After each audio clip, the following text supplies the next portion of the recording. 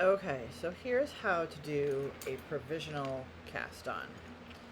You're going to need a crochet hook as well as your needle, some waste yarn or yarn that's different from what your project will be.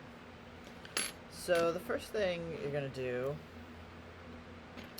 is make a few chains on your crochet hook. It doesn't matter, they don't have to be pretty. You just have to get a few chains, like 3 or 4 chains long, right? So then you're going to take your needle and it's going to be to the left of your crochet hook, not to the right, to the left of the crochet hook. Now this is the tricky part. You have to hold on to this little chain because you're going to start working with this, and if you don't hold on to it, it just kind of flops around and it will unravel and it'll end in tears. So hold your needle on the left side of the crochet hook and hold the little chain with your middle finger. I hold it with my middle finger and my thumb. And that way I can tension the yarn with my finger as I hold this business. Okay, so now you've got your loop on, you've made your little chain, so now you still have a little loop on the crochet hook.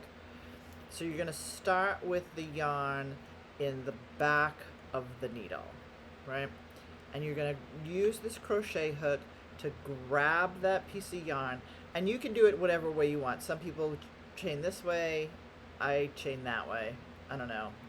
I think my way is probably wrong. I think most people do it this way, but it feels right to do it this way. Do whatever feels right to you. So you wrap it around and you bring that loop or that piece of yarn through the loop, right? Leaving the yarn in front. Now to get the next stitch on, you have to bring the yarn to the back of the needle so that you can again grab that yarn and bring it through the loop. And you're just going to repeat that as many times as the number of stitches that your pattern calls for. So if you're making socks and you're doing a small size, let's say maybe 8 stitches, or medium size is 10 stitches, or you have huge honkin' boats like me and you cast on 12 stitches. So so that's the first part. Let's see, 1, 2, 3, 4, 5, 6, 7, 8, 9. We'll just do 8, whatever. And then when you're done with that, you're gonna turn it again and chain some more stitches, and both of these sets of little chains are there to kind of keep everything on hold, because that's what a provisional cast on is. It's just some waste yarn that's putting these stitches on hold while you use the yarn that you want to do your project with.